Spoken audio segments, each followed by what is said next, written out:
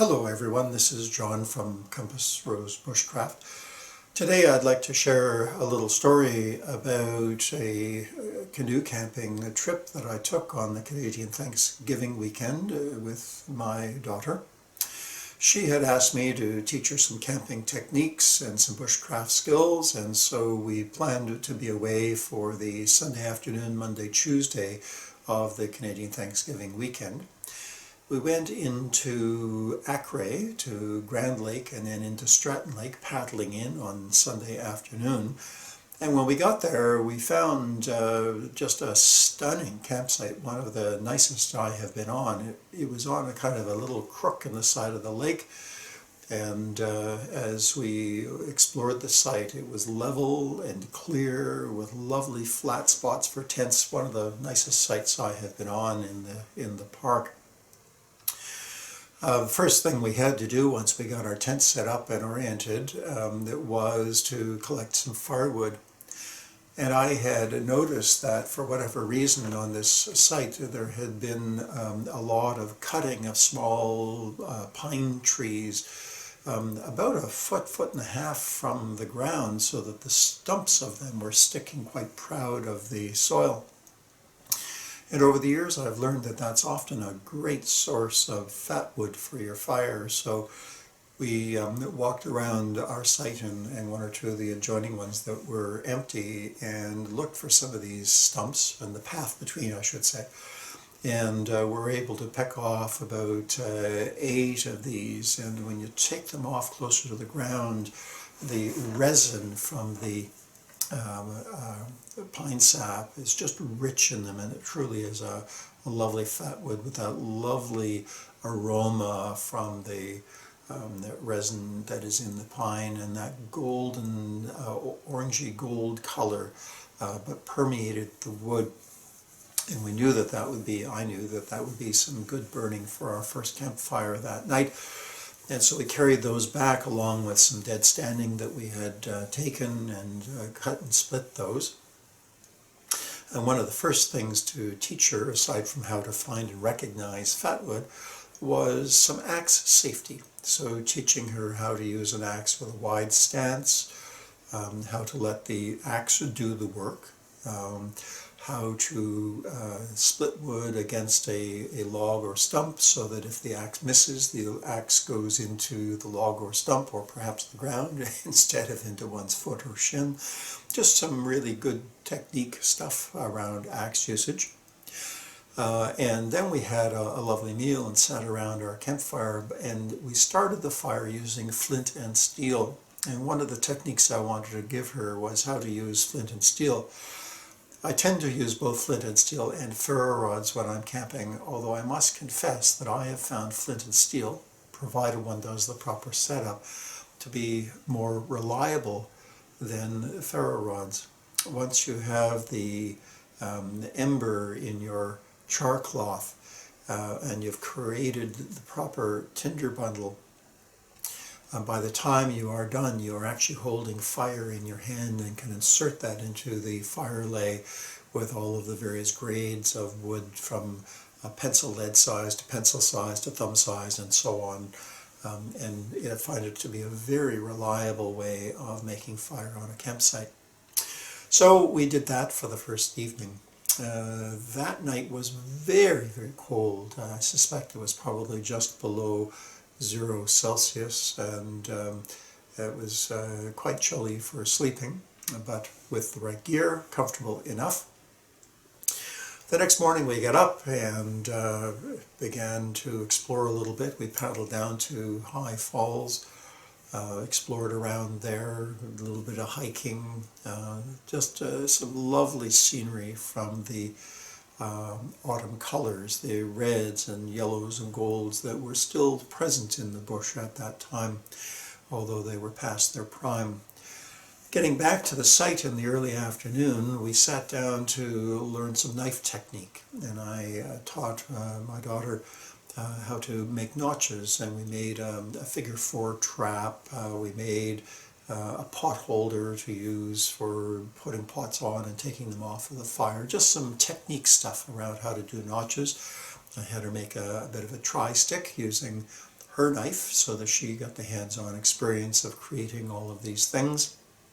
A very companionable afternoon spent doing these little bushcraft tasks. Next for us, we wandered into the bush around the campsite to look for some more dead standing in order to create the firewood for our campfire that night. And once again, a little bit of practice with saw and axe as we prepared all of that and split all of that wood. Chilly it was, so we started the fire a little early and sat around the fire and talked and had a lovely evening of conversation. About an hour before bed, as we were sitting there, I looked over just to the right of the fire pit in time to see an animal face come out of the darkness and stare at me over the fire, and you could see the eyes kind of glowing in the firelight. And I was so startled by it, I let out a bit of a noise of some kind and tried to stand up, and I'd been sitting so long, rather than standing, I fell over. But my daughter, hearing my squeal, I guess, stood up in time to see an animal, a smallish animal, lope off into the bush. First thought, of course, was a bear. And so we got up with our flashlights and took a look around the site and wandered a little away from the site in all directions, because the face was fairly low to the ground, and if it was a bear cub, where was mama, kind of thing. But satisfying ourselves that there was no animal in the immediate vicinity, we sat down around the fire, and I went and grabbed the bear spray that I had been carrying and set it down near us just in case. But as I sat there, I began to realize that what I had seen looked more like a canine face. And I wondered whether somebody's dog had wandered off or whatever. Anyway, we had another little while of conversation around the fire.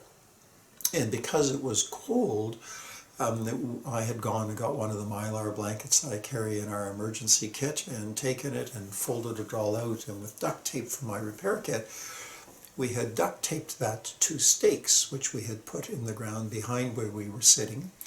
And it did a lovely job of reflecting the radiation from the fire back to us, so that we were able to be warmed on the front from the fire, and then the Mylar blanket would pick up the heat and reflect it back to us as we sat in front of the fire. Anyway, after an hour or so, we headed off to bed and had a good night's sleep. It was warmer that night. And waking up the next morning, it was raining. So I was able to teach her how to prepare your gear for packing. I was sitting it under the tarp. We had done a tarp setup the day before, realizing that it may rain. We packed up, got in the canoe and paddled back out to Acre, where our car was. And when we got there, I went into the little kiosk that is there and saw one of the park rangers or park staff that was there, and queried him about this animal face that I had seen. I wondered if it was a coyote or a dog or whatever, and he said no, that more than likely what we saw was one of the small park wolves. Apparently they come out very soon after the people leave, and because we'd stayed till the Tuesday, the majority of the people left on the Monday of the long weekend. There was only ourselves and one other family on the whole of Stratton Lake by the time Monday night rolled around. And so I suddenly realized that what we had probably seen was one of the park wolves starting to explore now that the people had left. And what a privilege that was. It startled us initially for all of the reasons you can imagine. But what a privilege to see a wolf on the site taking a look at us and then moving along. And so we had a nice way of wrapping up our adventure as we had this opportunity to see this wolf. Further reflection is that it is a glorious time of year if you have the right gear to camp in the autumn. The days are a little shorter. You can have a campfire and actually enjoy it for several hours before going to bed. The fire creates the kind of warmth you need to enjoy the companionship around the fire. You've got the autumn colors, and the park is a little quieter. There aren't quite as many people in it. and just a lovely experience, not unlike camping in the early spring. The late autumn camps can be very enjoyable with a little bit of care toward the warmth of your gear. So that's my story from our camping trip, overnight canoe, multiple day canoe camping trip around the Canadian Thanksgiving weekend. This is John from Compass Rose Bushcraft. Thanks for joining me for this story. And please like, share, and subscribe, and I look forward to seeing you on the next video.